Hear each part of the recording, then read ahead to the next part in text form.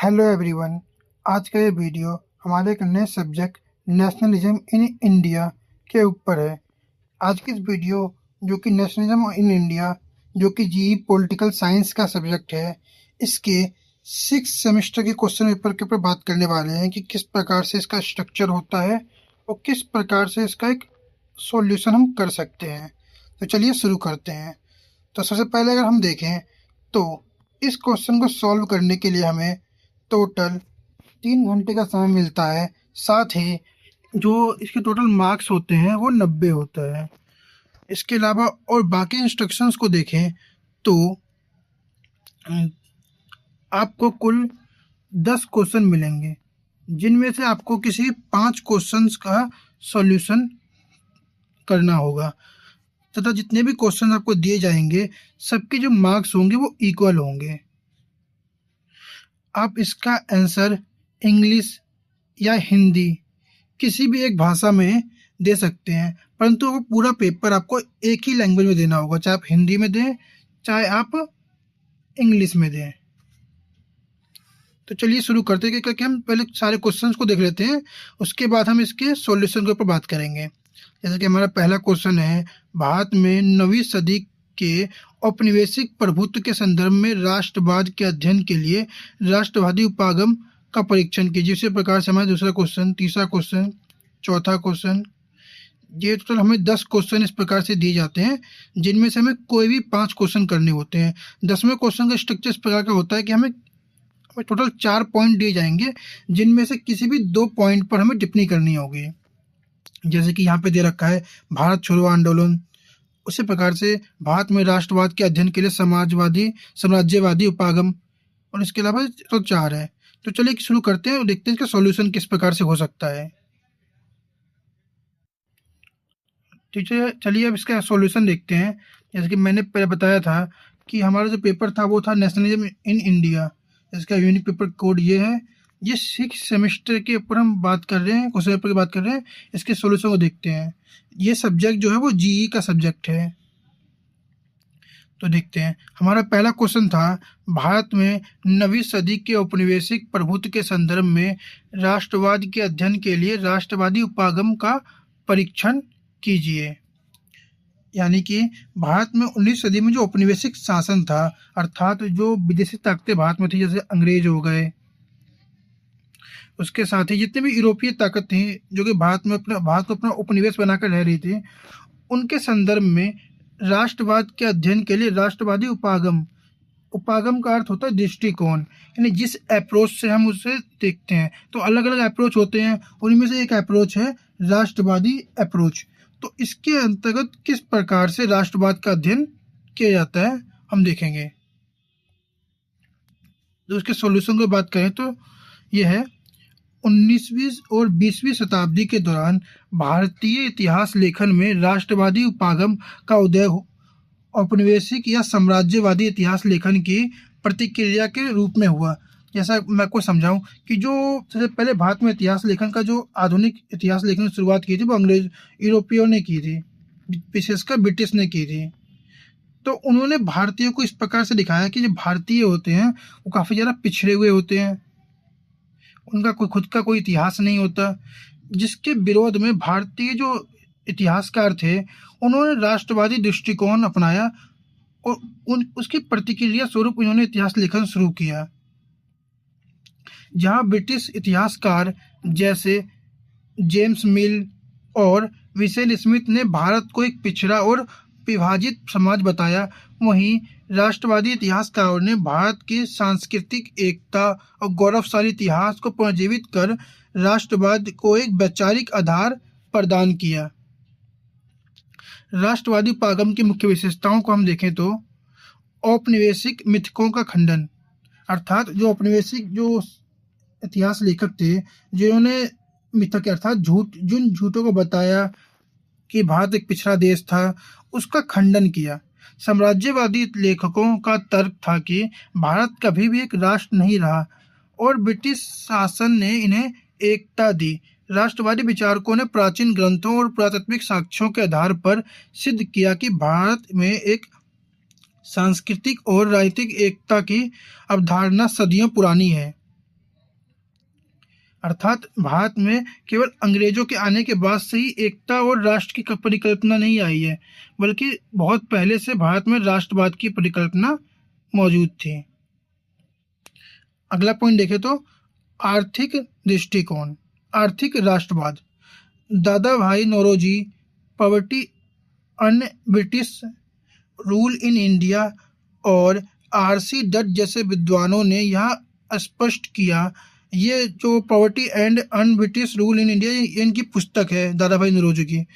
तो आगे देखते हैं। आरसी डट जैसे विद्वानों ने स्पष्ट किया कि भारत की गरीबी का मुख्य कारण ब्रिटिश इतिहास, आर्थिक नीतियां और यहाँ के धन का निष्कासन है, ड्रेन ऑफ वेल्थ। इस थ्योरी को दिया था दादा भाई नौरोजी ने, जिन्होंने कहा था कि जो अंग्रेज हैं यानी जो औपनिवेशिक शासक हैं वो भारत के जितने भी धन हैं उसको यूरोप ट्रांसफर कर रहे हैं। इसने जनता के मन में औपनिवेशिक शासन के प्रति असंतोष को पैदा किया। अगला हम देखें तो अगली विशेषता हम देख सकते हैं अतीत का गौरव गान। इस उपागम में ने मौर्यों, गुप्त और चोल जैसे महान साम्राज्यों का उदाहरण देकर यह स्थापित किया कि भारतीय स्वयं का शासन चलाने और लोकतांत्रिक व्यवस्था विकसित करने में पूरी तरह सक्षम है। जैसे उन्होंने बताया कि जैसे मौर्यों में चंद्रगुप्त मौर्य हुए, गुप्तों में विक्रमादित्य, उसके अलावा सम्राट गुप्त जैसे शासक हुए, चोलों में विजयराज चोले, राजेंद्र चोल जैसे शासक हुए, जिन्होंने भारत में एक महान साम्राज्य स्थापित किए। ये भारत में ये बात बताते हैं कि भारत में शुरू से ही एक राष्ट्र के तत्व विद्यमान थे। उसके अलावा भारत में लोकतंत्र के भी सबूत मिलते हैं महाजनपदों में। अगली विशेषता को हम देखें तो सामाजिक धार्मिक सुधार का समर्थन। राजा राम मोहन राय, दयानंद सरस्वती और विवेकानंद जैसे विचारकों ने सामाजिक कुरीतियों पर प्रहार किया ताकि एक आधुनिक एकजुट राष्ट्र का निर्माण हो सके। अर्थात इन्होंने इस प्रकार से इतिहास को, ग्रंथों को अध्ययन करके बताया कि भारत में जो व्यवस्थाएं चली आ रही थी, जैसे कि बाल विवाह, सती प्रथा इत्यादि प्रथाओं का इन्होंने विरोध किया। स्वामी दयानंद सरस्वती ने आर्य समाज का गठन किया। स्वामी विवेकानंद जैसे विचारक हुए भारत में, इन्होंने सामाजिक कुरीतियों को पर प्रहार किया और एक आधुनिक एकजुट राष्ट्र का निर्माण की नींव रखी। प्रमुख विद्वान और उनका योगदान हम देखेंगे किस प्रकार से कुछ राष्ट्रवादी दृष्टिकोण या राष्ट्रवादी इतिहासकार हुए, उनके योगदानों को देखेंगे। तो इसमें कुछ प्रमुख का नाम देखें तो आरजी भंडारकर और एच.सी. राय चौधरी, इन्होंने प्राचीन भारत के राजनीतिक इतिहास को व्यवस्थित किया। के.पी. जायसवाल, इन्होंने अपनी पुस्तक हिंदू पॉलिटी में तर्क दिया कि प्राचीन भारत में गणतंत्र और संवैधानिक संस्थाएं मौजूद थी। जवाहरलाल नेहरू, इन्होंने अपनी पुस्तक डिस्कवरी ऑफ इंडिया में उन्होंने भारत की विविधता में एकता के विचार को मजबूती के साथ रखा। अंत में हम राष्ट्रवादी उपागम के आलोचनात्मक परीक्षण अर्थात इसकी सीमाओं को देखते हैं। तो इधर पे दृष्टिकोण ने स्वतंत्रता आंदोलन को प्रेरित किया, लेकिन इसके कुछ नकारात्मक पक्ष भी रहे। सांप्रदायिक झुकाव, प्राचीन काल को स्वर्ण युग और मध्य काल को मुस्लिम शासन को पतन का काल बताने की प्रवृत्ति में अनजाने में सांप्रदायिक दरार पैदा की। इसके अलावा एलिट अभिजात वर्ग पर ध्यान, इस उपागम का मुख्य रूप से उच्च और मध्यम वर्ग के शिक्षित नेतृत्व पर केंद्रित रहा। इसमें किसानों और मजदूरों और आदिवासियों के जमीनी संघर्ष को महत्व नहीं दिया गया। ये कुछ कमियां हैं जो कि राष्ट्रवादी उपागम की है। इसके अलावा हम देखें तो जातिगत जटिलताओं की अनदेखी, राष्ट्रीय एकता बनाए रखने के उत्साह में कई इतिहासकारों ने हिंदू समाज की आंतरिक बुराइयों जैसे छुआछूत, जातिवाद को कम करके आंका, यानी इनको दबाने की कोशिश की, इनको इग्नोर किया। इसके अलावा अंत में हम निष्कर्ष में कह सकते हैं कि निष्कर्षतः राष्ट्रवादी उपागम केवल इतिहास लेखन का एक तरीका नहीं था, बल्कि यह बौद्धिक प्रतिरोध का एक हथियार था। इसने औपनिवेशिक हीन भावना को समाप्त कर भारतीयों में आत्मसम्मान को जगाया। भले ही इसमें कुछ एकांगी दृष्टिकोण अर्थात कुछ ऐसे दृष्टिकोण थे जो कि बहुत ज़्यादा संकीर्ण थे, लेकिन इसमें इसे ने आधुनिक भारत की राजनीतिक और सांस्कृतिक पहचान की नींव रखी। इसके अलावा अगला क्वेश्चन हम देखते हैं। हमारा अगला क्वेश्चन है 19वीं शताब्दी के सामाजिक धार्मिक सुधार आंदोलनों का परीक्षण कीजिए। चलिए इसके आंसर को देखते हैं। तो 19वीं शताब्दी के दौरान भारत में सामाजिक धार्मिक सुधार आंदोलन को भारतीय पुनर्जागरण के नाम से भी जाना जाता है। अर्थात इस समय पर भारत में पुनर्जागृति की स्थिति थी, जब भारतीय अपने इतिहास को या फिर इसके अलावा जो समाज में जो कुरीतियां व्याप्त थी, जैसे कि मैंने पहले बताया आपको, बाल विवाह, जाति प्रथा, साथ ही और भी कई तरह की जो कुरीतियां व्याप्त थी उनको दूर करने का काम किया। इसके लिए सामाजिक धार्मिक आंदोलन जो हुए, उन्हें इसी कारण से उनको भारतीय पुनर्जागरण का नाम दिया गया। इन आंदोलन का उद्देश्य भारतीय समाज में व्याप्त मध्यकालीन कुरीतियों को समाप्त करना और पाश्चात्य उदारवाद एवं तर्कवाद के प्रभाव में समाज का आधुनिकीकरण करना था। आंदोलन के मुख्य आधारों को देखें हम तो ये है मानवतावाद और तर्कवाद। सुधारकों जैसे राजा राम मोहन राय ने अंधविश्वास को खारिज करने के लिए तर्क का सहारा लिया। उन्होंने उपनिवेशनिषेधों और एकेश्वरवाद पर बल दिया। समाज सुधार, सती प्रथा, बाल विवाह, बहुविवाह, छुआछूत जैसी कुप्रथाओं के खिलाफ कानून और जनमत तैयार किया गया। शिक्षा का प्रसार, इस आंदोलन ने आधुनिक विज्ञान और अंग्रेजी शिक्षा को भारतीय मूल्यों के साथ जोड़ने पर जोर दिया। इसके अलावा हम देखें तो कुछ प्रमुख संस्थाएं थी जिन्होंने अपना योगदान दिया। उन संस्थाओं में एक संस्था हो जाएगी हमारे ब्रह्म समाज। राजा राम मोहन राय ने सती प्रथा के विरुद्ध संघर्ष किया। 1829 में इसे अवैध घोषित भी करवाया। उन्होंने मूर्ति पूजा का विरोध और विधवा विवाह का समर्थन किया। उन्होंने साथ ही ब्रह्म समाज का गठन भी किया था, जो कि इस आंदोलन से जुड़ी हुई थी। इसके अलावा अन्य समाजों में हम देख सकते हैं आर्य समाज। स्वामी दयानंद सरस्वती ने वेदों की ओर लौटो का नारा दिया। उन्होंने शुद्धि आंदोलन चलाया और स्वदेशी एवं स्वराज्य की भावना को जागृत किया। इसके अलावा रामकृष्ण मिशन, जो कि स्वामी विवेकानंद द्वारा चलाया गया था। स्वामी विवेकानंद ने आध्यात्मिक उत्थान और समाज सेवा और मानवता के कल्याण से जोड़ा। इसके अलावा प्रार्थना समाज और सत्य शोधक समाज। M.G. रनाडे और ज्योतिबा फूले ने महाराष्ट्र में पिछड़ी जातियों के उत्थान और महिलाओं की शिक्षा के लिए क्रांतिकारी कार्य किया। सत्य शोधक समाज के जो प्रवक्ता थे या इसके संस्थापक थे वो ज्योतिबा फूले माने जाते हैं। आंदोलन का सकारात्मक प्रभाव, इसके कुछ सकारात्मक प्रभाव हुए जिनको हम देख सकते हैं, जैसे राष्ट्रीय चेतना का उदय। इन आंदोलन ने भारतीयों में आत्मसम्मान जगाया, जिससे आगे चलकर राजनीतिक राष्ट्रवाद और भारतीय राष्ट्रीय कांग्रेस का जन्म हुआ। महिलाओं की स्थिति में सुधार, शिक्षा और कानूनी सुधारों के कारण समाज में महिलाओं की भागीदारी बढ़ी। मध्यम वर्ग का उदय, एक नए शिक्षित और जागरूक मध्यम वर्ग का उदय हुआ जिसने औपनिवेशिक नीतियों की आलोचना शुरू की। अंततः हम इसके सीमाओं को देखें, आंदोलन की सीमाओं को देखें तो सीमित दायरा, ये आंदोलन मुख्य रूप से शहरी क्षेत्रों और उच्च मध्यम वर्गों तक ही सीमित रहे। ग्रामीण जनता पर इनका प्रभाव तुलनात्मक रूप से बहुत कम था। सांप्रदायिक विभाजन, अतीत की व्याख्या जैसे प्राचीन युग को सर्वश्रेष्ठ बताना के कारण कभी कभी हिंदू और मुस्लिम के बीच दूरियां बढ़ी। औपनिवेशिक छाया, कुछ सुधारक ब्रिटिश शासन को भारत के लिए वरदान मानते थे, जिसके कारण उनके आर्थिक शोषण को पूरी तरह से नहीं समझ सके।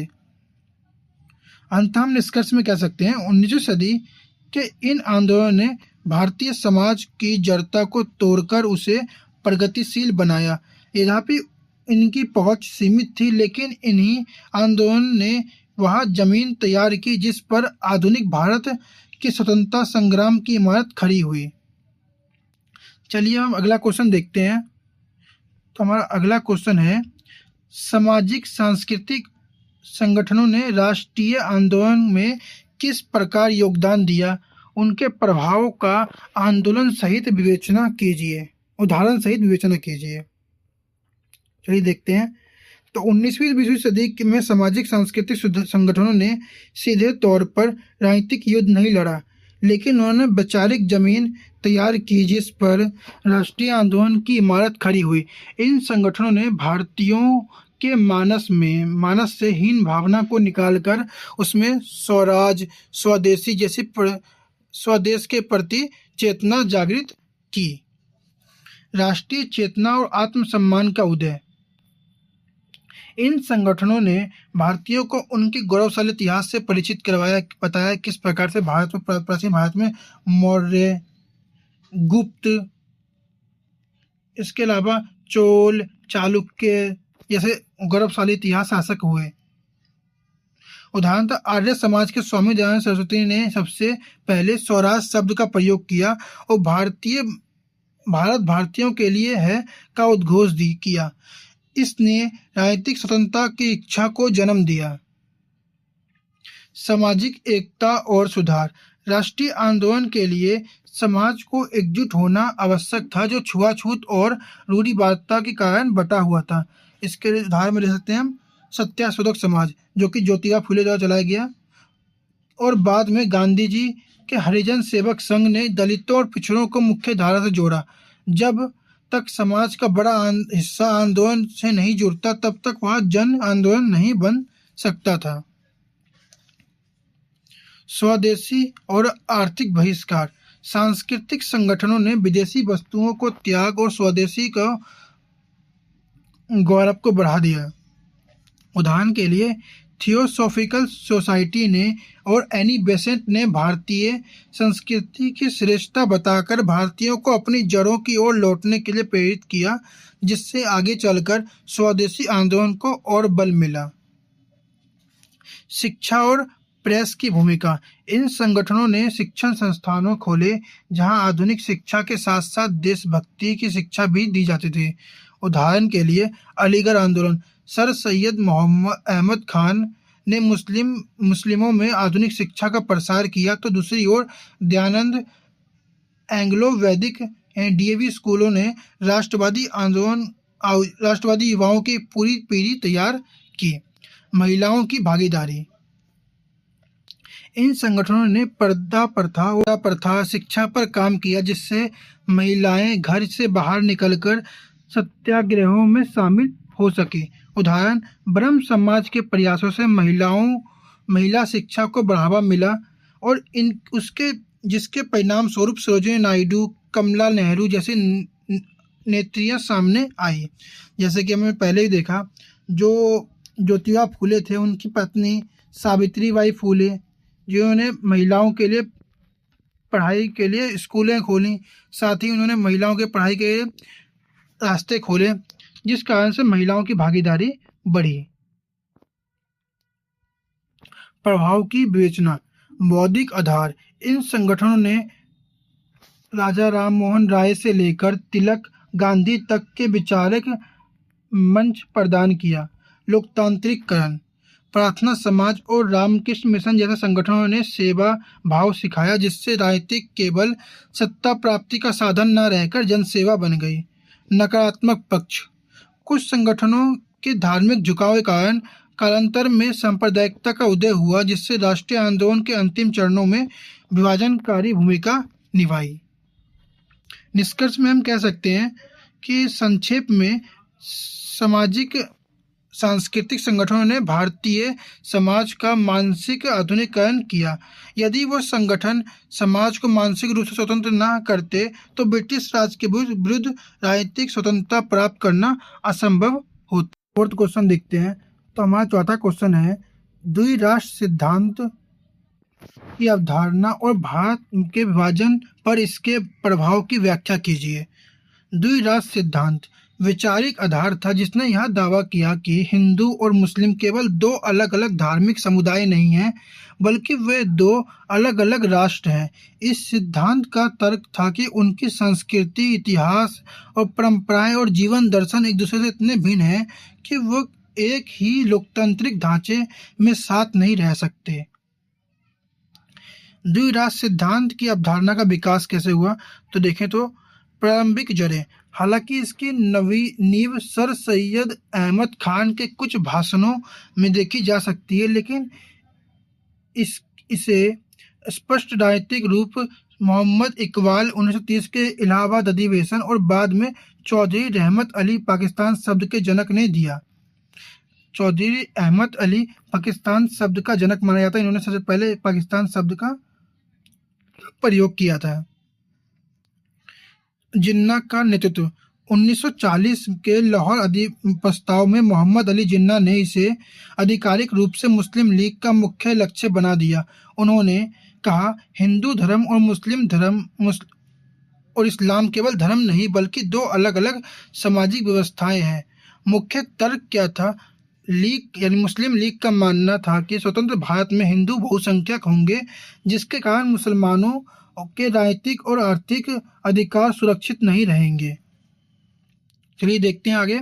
भारत में विभाजन पर इसके प्रभाव। द्विराष्ट्र सिद्धांत के कारण भारत के राजनीतिक सामाजिक मानचित्र पर विनाशकारी प्रभाव पड़े, जैसे सांप्रदायिक ध्रुवीकरण। इस सिद्धांत ने सामान्य मतभेदों को अस्तित्व की लड़ाई में बदल दिया। इसके परिणाम स्वरूप 1946 में डायरेक्ट एक्शन डे जैसे भीषण दंगे हुए जिन्होंने विभाजन को अनिवार्य बना दिया। मानवीय त्रासदी। विभाजन के कारण इतिहास का सबसे बड़ा सामूहिक पलायन हुआ। लगभग 1.5 करोड़ लोग सीमा के आर पार विस्थापित हुए और हिंसा में 10 लाख से अधिक लोग मारे गए। कश्मीर समस्या की उत्पत्ति। द्विराष्ट्र सिद्धांत का ही परिणाम था कि रियासत के विलय के समय धार्मिक आधार पर प्राथमिकता दी गई, जिससे कश्मीर विवाद आज भी भारत पाकिस्तान के बीच तनाव का मुख्य कारण है। धर्मनिरपेक्षता बनाम निंदा। भारत ने इस सिद्धांत को नकारते हुए एक धर्मनिरपेक्ष राष्ट्र बनाने का मार्ग चुना, जबकि पाकिस्तान ने स्वयं को एक इस्लामिक गणराज्य के रूप में स्थापित किया। अंततः हम निष्कर्ष देख सकते हैं, द्विराष्ट्र सिद्धांत ने उपमहाद्वीप की भौगोलिक एकता को तो नष्ट किया ही, साथ ही इसने एक अस्थायी सीमा विवाद, अविश्वास की संस्कृति को जन्म दिया। हालांकि पाकिस्तान का निर्माण इसी आधार पर हुआ, लेकिन 1971 में बांग्लादेश का उदय भाषा के आधार पर इस सिद्धांत की सबसे बड़ी विफलता साबित हुई। इसने इस सिद्धांत यानी कि बांग्लादेश की उत्पत्ति ने यह साबित कर दिया कि केवल धर्म के आधार पर जो राष्ट्र बना वो भाषा के आधार पर टूट गया, यानी कि धर्म कोई संस्कृति कोई एक यानी ये सिद्धांत जो था वो एक व्यापक पैमाना नहीं था, ये केवल मिथक पर आधारित था, क्योंकि यह सिद्ध हो गया कि केवल धर्म एक राष्ट्र को एकजुट रखने में का एकमात्र आधार नहीं हो सकता है। चलिए अगला क्वेश्चन देखते हैं। हमारा 5वां क्वेश्चन है, औपनिवेशिक भारत में महिला आंदोलनों के प्रभाव का विश्लेषण कीजिए। देखते हैं इसके उत्तर को। औपनिवेशिक काल में महिला आंदोलन का विकास 2 चरणों में हुआ। पहले चरण में पुरुष समाज सुधारकों जैसे राजा राम मोहन राय ने महिलाओं की स्थिति सुधारने की पहल की, जबकि दूसरे चरण में 20वीं सदी में महिलाओं ने स्वयं अपने संगठन बनाए और राष्ट्रवादी आंदोलन में सक्रिय भूमिका भागीदारी की। इन आंदोलनों ने न केवल सामाजिक ढांचे को बदला बल्कि आधुनिक भारत की नींव भी रखी। कानूनी और सामाजिक सुधार। महिला आंदोलन के दबाव और सुधारकों के प्रयास के कारण ब्रिटिश सरकार को कई ऐतिहासिक कानून बनाने पड़े। सती प्रथा निषेध कानून 1829 महिलाओं के जीवन का अधिकार की पहली बड़ी जीत थी। विधवा पुनर्विवाह अधिनियम 1856 विधवाओं को सामाजिक गरिमा दिलाने का प्रयास था। शारदा एक्ट 1929 बाल विवाह को रोकने के लिए विवाह का न्यूनतम आयु निर्धारित की गई। संपत्ति का अधिकार 1937 के हिंदू महिला संपत्ति अधिकार अधिनियम ने महिलाओं को आर्थिक सुरक्षा देने की दिशा में पहला कदम उठाया। संस्थागत शक्ति और नेतृत्व। 20वीं सदी के शुरुआत में महिलाओं ने स्वयं का नेतृत्व संभाला। प्रमुख संगठन वुमेन्स इंडिया एसोसिएशन और अखिल भारतीय महिला सम्मेलन जैसे संगठनों ने महिलाओं के वोट देने के अधिकार और शिक्षा के लिए आवाज उठाई। इन संगठनों ने महिलाओं के मुद्दों को धार्मिक सुधार तक ही सीमित न रखकर राजनीतिक अधिकारों को जोड़ दिया। राष्ट्रीय आंदोलन में सक्रियता। गांधी जी के आह्वान पर महिलाओं ने घरेलू चारदीवारी लांघकर स्वतंत्रता संग्राम में हिस्सा लिया। सभी ने अवज्ञा और भारत छोड़ो आंदोलन, सरोजिनी नायडू, कमला नेहरू और अरुणा आसफ अली जैसे महिलाओं ने इन आंदोलनों में नेतृत्वकारी भूमिका निभाई थी। प्रभाव। इसने समाज की उस सोच को बदल दिया कि महिलाएं केवल घर तक सीमित हैं। उनके त्याग और साहस ने राष्ट्रीय आंदोलन की एक नैतिक शक्ति प्रदान की। शिक्षा और चेतना का प्रसार। ज्योतिबा और सावित्रीबाई फुले द्वारा शुरू की गई मुहिम ने दलित और वंचित वर्गों की महिलाओं तक शिक्षा पहुंचाई। धीरे धीरे एक शिक्षित महिला मध्यम वर्ग तैयार हुआ जिसने साहित्य, पत्रकारिता और चिकित्सा के क्षेत्र में अपनी पहचान बनाई। आलोचनात्मक विश्लेषण। वर्ग और जाति प्रभाव। औपनिवेशिक काल में अधिकांश महिलाएं आंदोलन शहरी शिक्षित और उच्च जातीय महिलाओं तक ही सीमित रहे। ग्रामीण और श्रमिक वर्ग की महिलाओं की समस्या जैसे मजदूरों में भेदभाव में पर अपेक्षाकृत कम ध्यान दिया गया। पितृसत्तात्मक ढांचा। कई सुधारों का उद्देश्य महिलाओं को बेहतर माँ और पत्नी बनाना था, न कि पूरी तरह स्वतंत्र व्यक्तित्व के रूप में स्थापित किया। ये कुछ आलोचनात्मक विश्लेषण है। अंततः हम निष्कर्ष में कह सकते हैं, भारत में महिला आंदोलन का सबसे बड़ा प्रभाव यह था कि उन्होंने महिलाओं को मुख्य दर्शक से सक्रिय भागीदार बना दिया। इन्हीं आंदोलन के परिणाम था कि स्वतंत्र भारत के संविधान में बिना किसी संघर्ष के महिलाओं को सार्वभौमिक वयस्क मताधिकार यानी राइट टू वोट प्रदान किया गया, जो कई पश्चिमी देशों में कई दशकों बाद मिला। जो भारत में महिलाओं को वोट देने का अधिकार 1950 में जब भारत का संविधान लागू हुआ उसके साथ ही मिल गया, परंतु कई यूरोपीय देश जो कि काफ़ी ज़्यादा आधुनिक थे उनको महिलाओं को ये वोट देने का अधिकार देने में कई दशक और लग गए। अगर हम 6 क्वेश्चन की बात करें तो वो है, भारतीय राजनीति में सांप्रदायिकता की व्यापकता का आलोचनात्मक परीक्षण कीजिए। उत्तर। भारतीय राजनीति में सांप्रदायिकता का अर्थ केवल धार्मिक विश्वास नहीं बल्कि राजनीतिक लाभ के लिए धार्मिक पहचान का उपयोग करना है। यह एक ऐसी विचारधारा है जो मानती है कि एक धर्म के लोगों की राजनीतिक और आर्थिक हित दूसरे धर्म के लोगों से अलग और विरोधी है। भारत जैसे विविधतापूर्ण देश में यह लोकतंत्र और सामाजिक अखंडता के लिए एक बड़ी चुनौती थी। चुनाव, राजनीति और ध्रुवीकरण। भारतीय राजनीति में सांप्रदायिकता का सबसे स्पष्ट स्वरूप चुनाव के दौरान दिखता है। राजनीतिक दल अक्सर विकास के मुद्दों के बजाय धार्मिक भावनाओं को आधार बनाकर वोट मांगते हैं। ध्रुवीकरण। चुनाव से पहले समाज को हम और वे के आधार पर बांटना एक रणनीति बन गई है। इससे मतदाताओं की तर्क शक्ति कम हो जाती है और वे भावनात्मक आधार पर निर्णय लेते हैं। प्रत्याशी चयन। टिकट वितरण में उम्मीदवार की योग्यता से अधिक उस क्षेत्र के धार्मिक और जातीय समीकरण को प्राथमिकता दी जाती है। अर्थात जो नेता होते हैं वो ये ध्यान देते हैं कि किस क्षेत्र में किस धर्म के अधिक लोग हैं और किस जाति किस जगह पल्ला भारी है। इस आधार पर वो लोग प्रतिनिधि को चुनते हैं, ना कि उनकी योग्यताओं के आधार पर।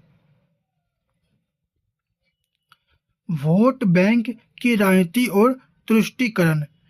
राजनीतिक दलों पर अक्सर यह आरोप लगता है कि वह किसी समुदाय को खुश करने के लिए तुष्टीकरण की नीति अपनाते हैं। तुष्टीकरण का अर्थ है कि कुछ लोगों को तो विशेष ध्यान देना परंतु अन्यों को इग्नोर करना। जब सरकार किसी विशेष समुदायों के धार्मिक हितों को राष्ट्र हित से ऊपर रखती है, इससे उस दूसरे समुदाय को असुरक्षा और नाराजगी की भावना पैदा होती है। इसे ही तुष्टीकरण कहा जाता है।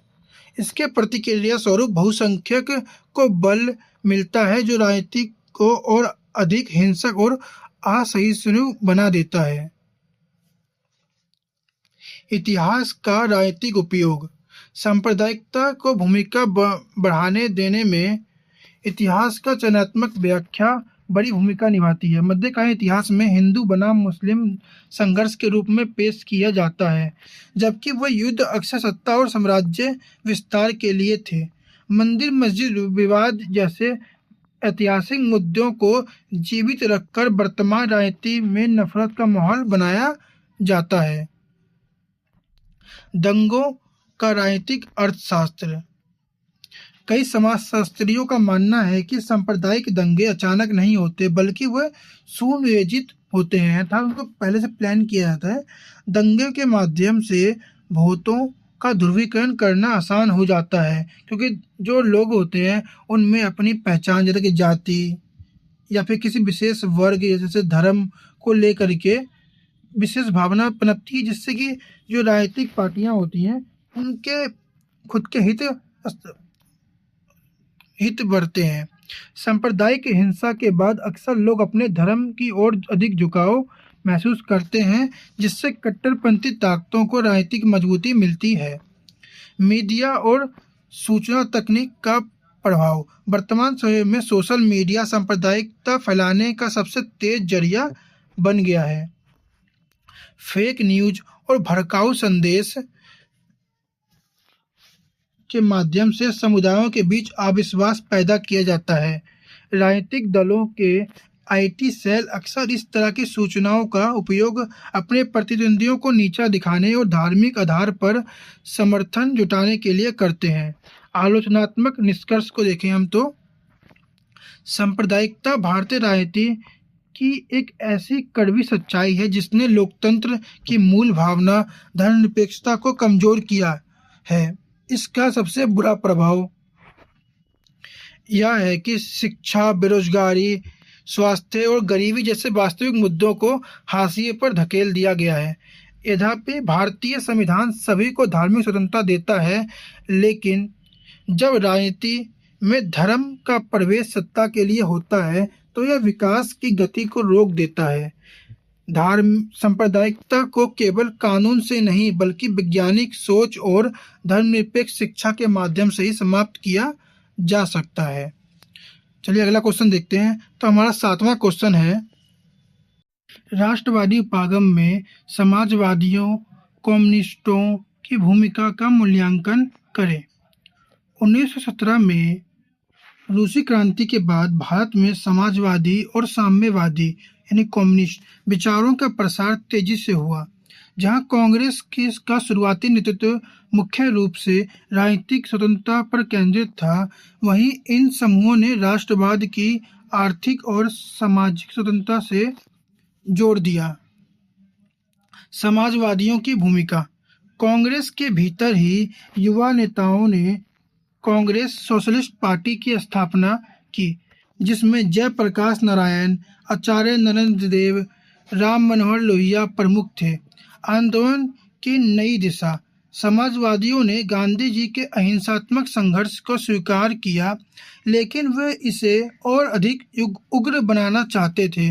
1942 के भारत छोड़ो आंदोलन के दौरान जब मुख्य नेता जेल में थे, तब समाजवादियों ने भूमिगत रहकर आंदोलन का नेतृत्व किया। या भूमिगत से अभिप्राय अंडरग्राउंड ऐसे है। किसानों और मजदूरों से को जोड़ना। उन्होंने राष्ट्रवाद के महलों और मध्यम वर्ग से निकलकर खेतों और कारखानों तक पहुंचाया। कम्युनिस्टों की भूमिका। भारतीय कम्युनिस्ट पार्टी की स्थापना 1920 के दशक में हुई। इनका दृष्टिकोण अंतर्राष्ट्रीय सर्वहारा क्रांति से प्रेरित था। मजदूर संघों का गठन। कम्युनिस्टों ने अखिल भारतीय ट्रेड यूनियन कांग्रेस यानी AITUC और किसान सभाओं के माध्यम से मजदूरों और किसानों को संगठित किया। उन्होंने यह स्पष्ट किया कि आज़ादी का मतलब केवल गोरे साहबों की जगह भूरे साहबों को बैठाना नहीं, बल्कि शोषण की समाप्ति होना चाहिए। साम्राज्यवाद का पूर्ण विरोध। कम्युनिस्टों ने कांग्रेस से भी पहले पूर्ण स्वराज यानी पूर्ण स्वतंत्रता की मांग का समर्थन किया था। अब इस आंदोलन के प्रभाव को देखें तो आर्थिक कार्यक्रम। इनके दबाव के कारण ही कांग्रेस को 1931 में कराची अधिवेशन में मौलिक अधिकारों और आर्थिक नीति पर प्रस्ताव पारित करना पड़ा, जिसने स्वतंत्र भारत के लिए समाजवादी मॉडल की नींव रखी। क्रांतिकारी राष्ट्रवाद को बढ़ावा। भगत सिंह और उनके साथी हिंदुस्तान सोशलिस्ट रिपब्लिकन एसोसिएशन यानी HSRA के माध्यम से समाजवादी विचारधारा से जुड़े थे, जिन्होंने युवाओं में बलिदान की भावना भरी। जन आधार का विस्तार। इन्होंने स्वतंत्रता संग्राम में उन वर्गों जैसे भूमिहीन, किसानों और श्रमिक को शामिल किया जो अब तक राजनीति से कटे हुए थे। आलोचनात्मक मूल्यांकन को देखें तो वैचारिक मतभेद। कम्युनिस्टों और कांग्रेस के बीच अक्सर मतभेद रहे। द्वितीय विश्व युद्ध के दौरान कम्युनिस्टों द्वारा ब्रिटिश युद्ध प्रयासों का समर्थन करने के कारण उनकी छवि को धक्का लगा। विदेशी प्रेरणा।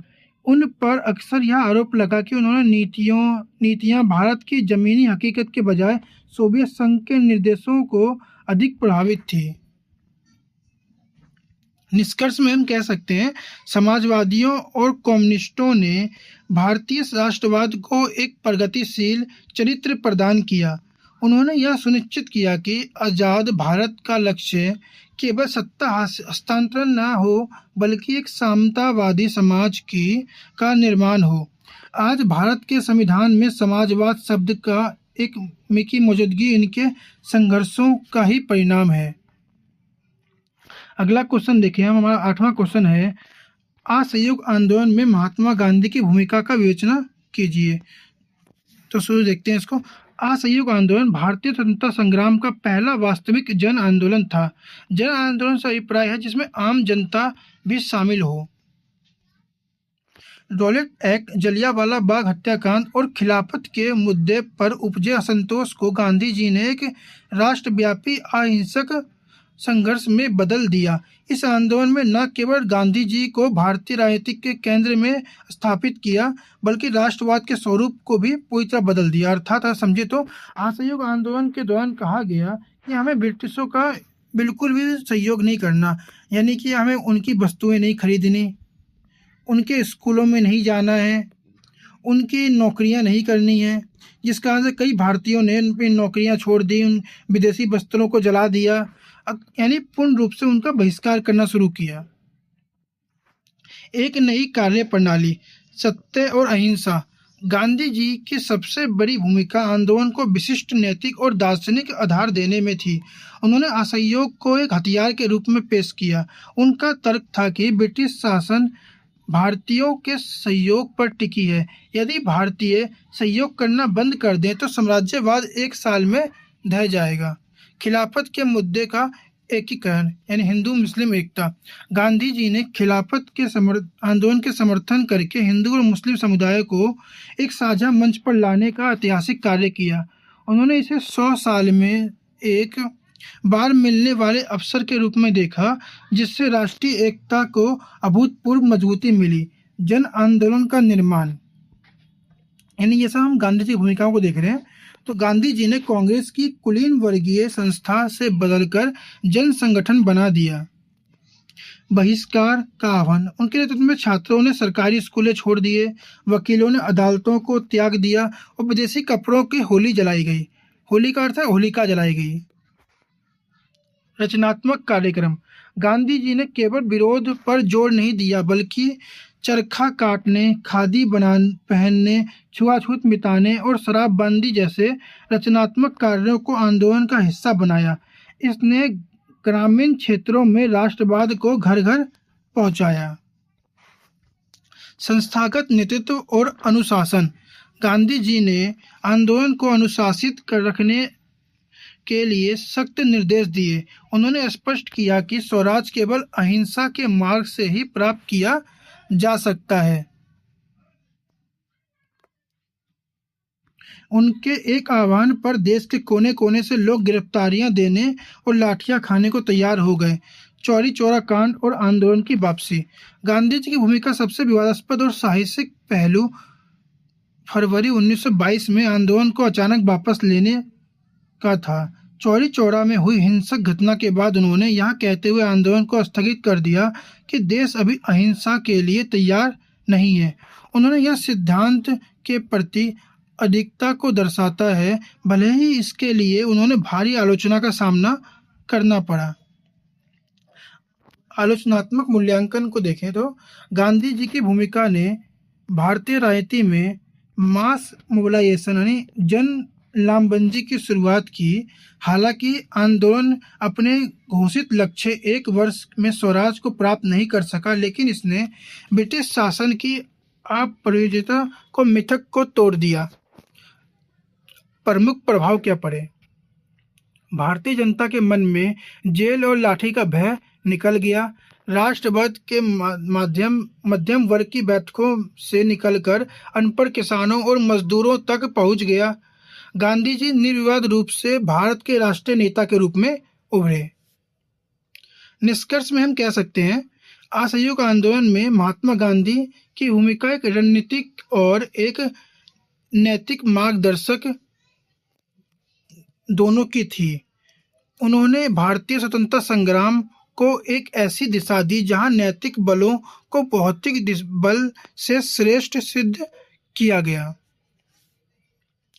राष्ट्रवादी आंदोलन के नवा क्वेश्चन है हमारा, राष्ट्रवादी आंदोलन के चरणों के रूप में उदारवादी, संविधानवादियों और समाजवादियों का आलोचनात्मक परीक्षण कीजिए। यानी उदारवादी, संविधानवादी और समाजवादी, इन दोनों का आलोचनात्मक परीक्षण करना है हमको। तो हम देखते हैं, भारतीय राष्ट्रीय आंदोलन का विकास विभिन्न चरणों और विचारधाराओं से होकर गुजरा। जहां शुरुआती चरण में उदारवादी संविधानवादियों ने कानून के दायरे में रहकर आंदोलन की नींव रखी, वहीं बाद में चरणों में समाजवादियों ने इसे आंदोलन को जन सामान्य की आर्थिक समस्या से जोड़कर इसे एक व्यापक स्वरूप प्रदान किया। उदारवादी संविधानवादी 1885 से 1905 की आधारशिला का चरण। दादा भाई नौरोजी, सुरेंद्र नाथ बनर्जी और गोपाल कृष्ण गोखले जैसे नेताओं ने इस चरण में नेतृत्व किया। इनकी राजनीतिक संवैधानिक सीमाओं के भीतर थी।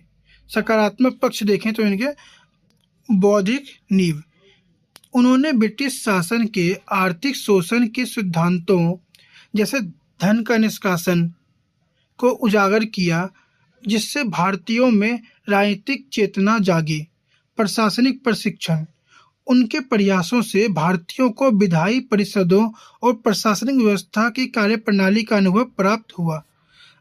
आलोचनात्मक परीक्षण को देखें तो सीमित जनाधार, उदारवादियों का राजनीति में केवल शहरी शिक्षित मध्यम वर्ग यानी वकीलों और पत्रकारों तक ही सीमित थे। वे किसानों और मजदूरों की ताकतों को पहचानने में विफल रहे। नीतिगत विफलता, उनकी प्रार्थना और याचिका यानी पेरियर और पेटिशन के नीति के बाद के नेताओं ने राजनीति को भिक्षावृत्ति कहा, क्योंकि इससे ब्रिटिश सत्ता पर कोई वास्तविक दबाव नहीं बन पाया। समाजवादी चरण 1930 के बाद का जन आंदोलन का विस्तार। जवाहरलाल नेहरू, सुभाष चंद्र बोस, जयप्रकाश नारायण ने राष्ट्रवाद को एक नई दिशा दी। यह वह समय था जब रूसी क्रांति के प्रभाव से भारतीय राजनीति में श्रमिकों और किसानों का महत्व बढ़ा। सकारात्मक पक्ष, आर्थिक राष्ट्रवाद। समाजवादियों ने स्पष्ट किया कि आज़ादी का अर्थ केवल सत्ता का हस्तांतरण नहीं, बल्कि गरीबी, असमानता और जमींदारी प्रथा का अंत होना चाहिए। पूर्ण स्वराज, समाजवादियों के दबाव के कारण ही कांग्रेस ने औपनिवेशिक स्वराज के बजाय पूर्ण स्वराज को अपना लक्ष्य बनाया। संगठनात्मक शक्ति, उन्होंने किसान सभाओं और मजदूरों यूनियन को राष्ट्रीय आंदोलन की मुख्य धारा से जोड़ा।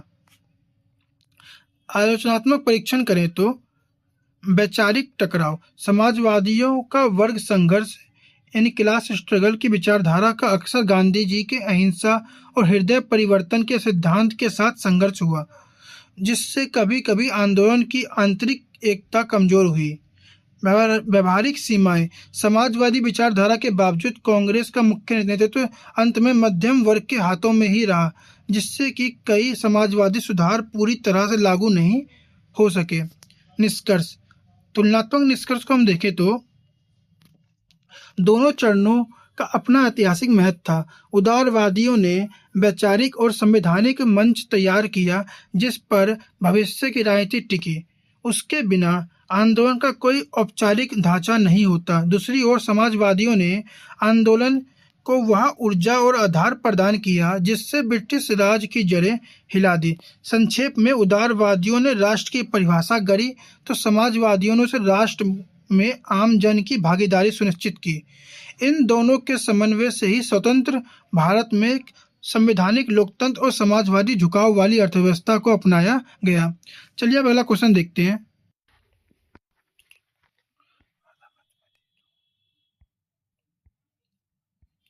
तो हमारा 10वां क्वेश्चन है जिसमें हमें 4 टॉपिक दिए गए हैं कि नहीं इनमें से किसी भी 2 पर हमें संक्षेप में टिप्पणी करनी होती है एग्जाम में। तो देखते हैं, पहला टॉपिक है हमारा भारत छोड़ो आंदोलन।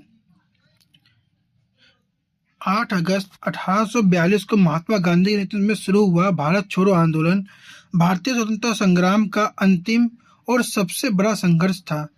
क्रिप्स मिशन की विफलता और द्वितीय विश्व युद्ध के कारण बढ़ती महंगाई व असुरक्षा ने आंदोलन की पृष्ठभूमि तैयार की। मुख्य विशेषताएं और गांधी जी की भूमिका। करो या मरो का नारा। मुंबई के ग्वालियर टैंक मैदान से गांधी जी ने देश में करो या मरो का मंत्र दिया। यह उनके पिछले आंदोलन की तुलना में अधिक आक्रामक रुख था।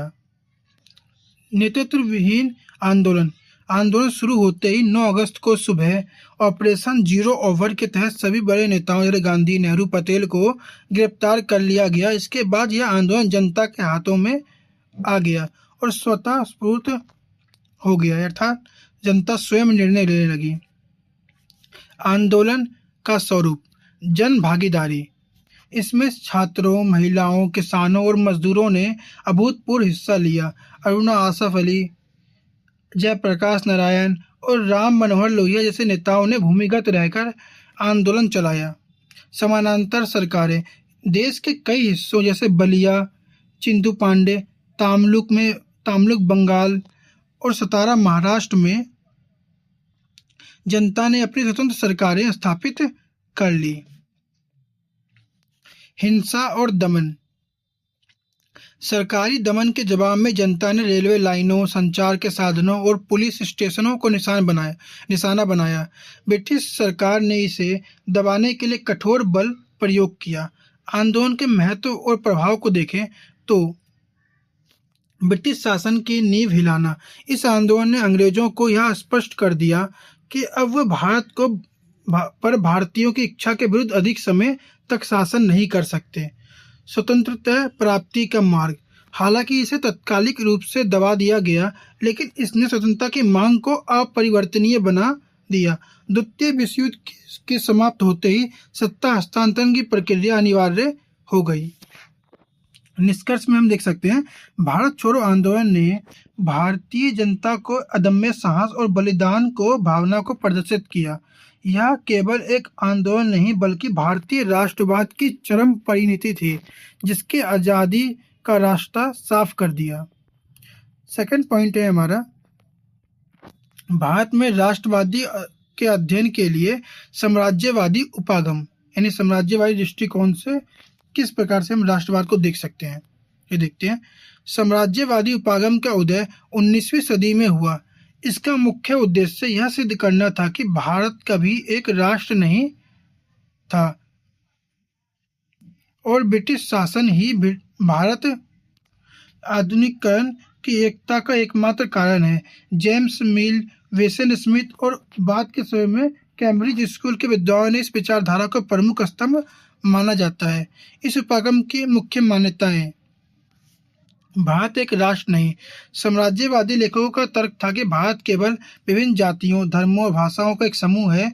उनके अनुसार भारतीय राष्ट्रवाद जैसी कोई वास्तविक चीज नहीं थी, बल्कि यह ब्रिटिश शासन द्वारा एक प्रशासनिक एकता का परिणाम थी।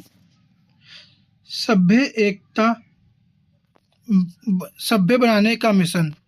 इस दृष्टिकोण ने व्हाइट मैन्स वर्डन के सिद्धांत को समर्थन किया, जिसके अनुसार अंग्रेजों को भारत पर शासन करना और भारतीयों के हित में ही व्यक्तियों की वे शासन को करने में अक्षम थे। यानी ब्रिटिश साम्राज्यवादी दृष्टिकोण वाले थे, उन्होंने ये कहा कि जो भारतीय हैं वो अक्षम है, उनमें अंदर राष्ट्रवाद की भावना नहीं है। तो अगर उनको हम शासन कर रहे हैं तो उन्हें हम सभ्य बना रहे हैं एक प्रकार से, जिस प्रकार से वो हम पे एक प्रकार का उपकार कर रहे हैं हम पे राज करके। ये ऐसा कहना था साम्राज्यवादी लेखकों का। शक्ति का संघर्ष। इस उपगम का आधुनिक रूप कैम्ब्रिज स्कूल ने तर्क दिया कि भारतीय राष्ट्रीय आंदोलन कोई आदर्शवादी आंदोलन नहीं था, बल्कि एक स्थानीय नेताओं के बीच संघर्ष और संसाधनों की प्राप्ति के लिए एक संघर्ष था। राष्ट्रवाद की व्याख्या। साम्राज्यवादी और इतिहासकारों ने भारतीय राष्ट्रवाद को कुलीन वर्ग की प्रतिक्रिया के रूप में देखा। उनके अनुसार जब अंग्रेज ने आधुनिक शिक्षा और प्रशासनिक सुधार पेश किए तो भारतीय विशिष्ट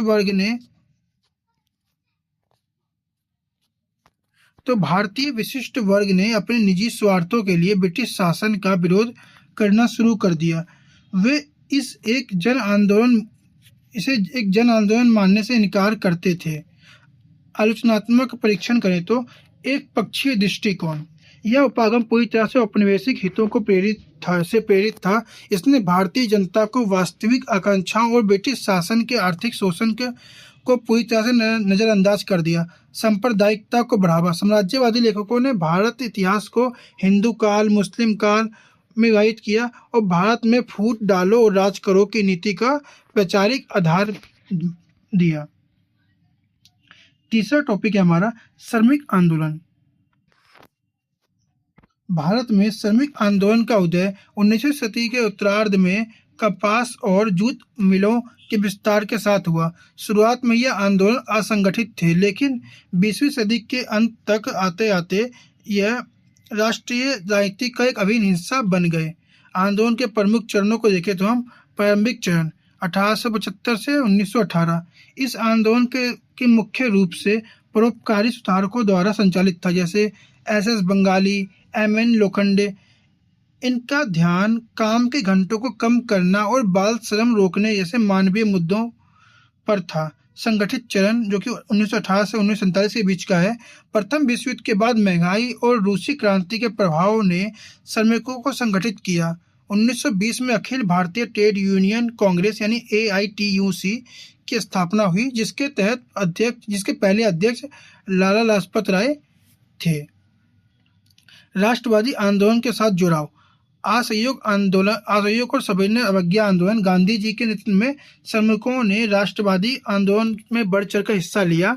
आंदोलन टेक्सटाइल लेबर एसोसिएशन के माध्यम से गांधी जी ने ट्रस्टीशिप का सिद्धांत दिया। वामपंथी प्रभाव। 1920 के दशक के उत्तरार्ध में कम्युनिस्टों ने श्रमिक आंदोलन की नई धार दी। 1928 में बॉम्बे टेक्सटाइल स्ट्राइक इसका बड़ा उदाहरण है। ब्रिटिश प्रतिक्रिया और दमन। ब्रिटिश सरकार ने श्रमिक आंदोलन को कुचलने के लिए कठोर कानून बनाए, जैसे public safety bill, trade dispute act और मेरठ षड्यंत्र केस के माध्यम से प्रमुख श्रमिक नेताओं को जेल भेज दिया गया। प्रभाव और उपलब्धियां। श्रमिकों के दबाव के कारण सरकार ने फैक्ट्री अधिनियम में सुधार करने पड़े।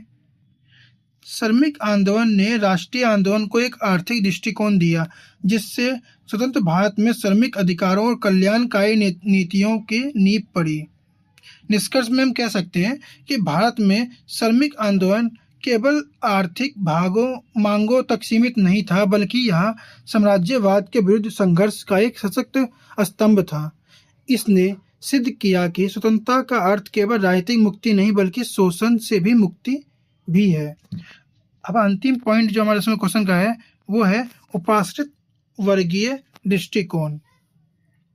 सर्वाल्टन, इसका अर्थ होता है उपासित वर्ग।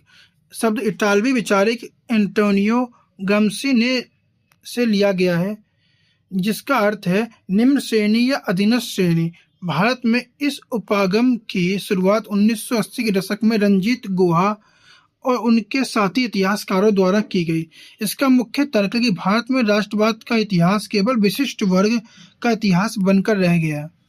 इस दृष्टिकोण की मुख्य विशेषताओं को देखें तो हम नीचे से इतिहास, हिस्ट्री फ्रॉम बिलो। यह उपागम राजाओं, नेताओं और व्यवसायों के बजाय किसानों, मजदूरों, आदिवासियों और दलितों और महिलाओं के संघर्षों के इतिहास का केंद्र में रखता है। विशिष्ट वर्गीय इतिहास का विरोध। सर्बाल्टन इतिहासकारों का मानना है कि चाहे साम्राज्यवादी इतिहासकार हो या राष्ट्रवादी, दोनों ही आम जनता की भूमिका को केवल भीड़ या अनुयायी के रूप में देखती है। जनता की स्वतंत्र चेतना। यह दृष्टिकोण मानता है कि आम जनता यानी उपाश्रित वर्ग अपनी एक स्वतंत्र राजनीतिक चेतना थी, जो किसी बड़े नेताओं के आह्वान के मोहताज नहीं थी। राष्ट्रवाद की नई व्याख्या। विद्रोह का महत्व। 1857 के विद्रोह के अलावा संथाल विद्रोह, मुंडा विद्रोह और स्थानीय किसान आंदोलन और राष्ट्रीय आंदोलन को बराबर महत्व देता है।